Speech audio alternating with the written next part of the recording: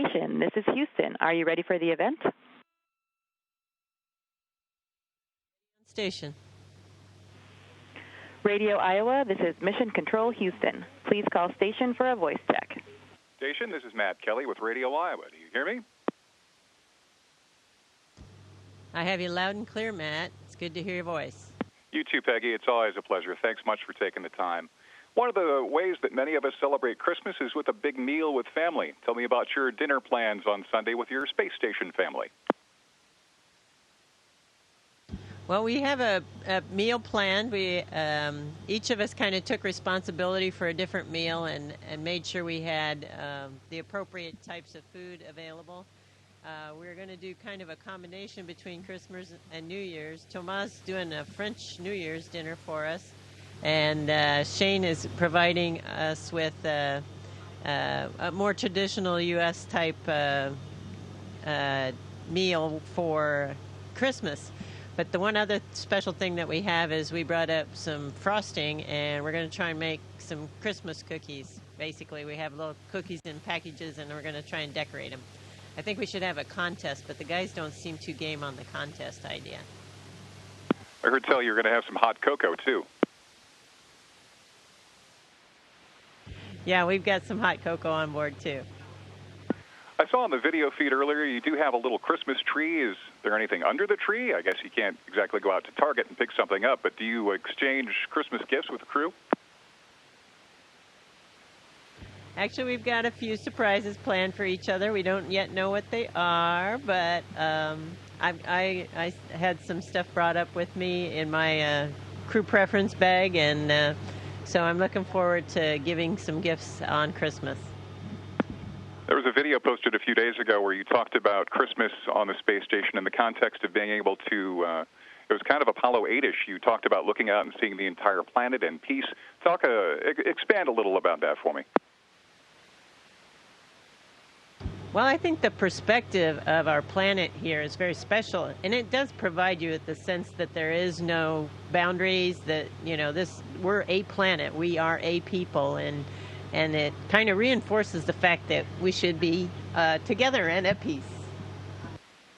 What about New Year's Eve for you in orbit? Is there, I guess there's no popping of champagne corks, or is it more kind of a time for reflection for you? No champagne corks. I don't know if we'll have any New Year's resolutions or not. We might. I'm not sure whether people are going to be worried about gaining weight or losing weight. Yeah, I was just going to ask you about resolutions. On your previous missions, there were only 2 other astronauts with you on the station, and now there's a crew of 6. Do you ever feel the need for more personal space this time around? And if so, how do you get it?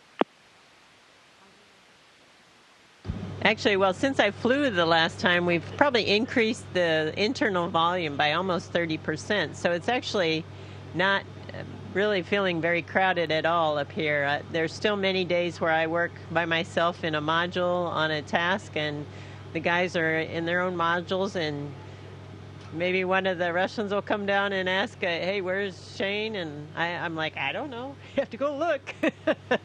So we don't really feel too crowded here. Actually, it's very nice to be able to have an opportunity at meal times, usually lunch, but always at dinner time, to get together and talk and share what we were doing over the day and what was hard, what was funny.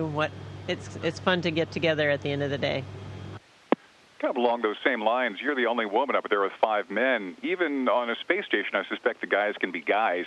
Is there ever any uncomfortable times for you? I mean, do you have to be kind of the mom or the older sister, or are they all behaving and being respectful? Oh, these guys are actually really wonderful. I am really privileged to work with them.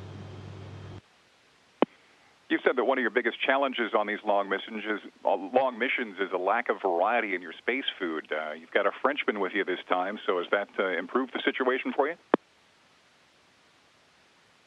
Well, actually, Takuya Onishi, a Japanese guy, was up here before, and he didn't get to eat all his bonus food. So we've been tasting on that, as well as Thomas Pesquet's French food. So we're having a good time with a little bit more variety than normal. I don't know how long the leftover Japanese food will last, but hopefully we'll be able to share some more of Thomas' French food. You're still listed as flight engineer. When do you again become the commander, and is there a ceremony for that, and how does that change your daily routine?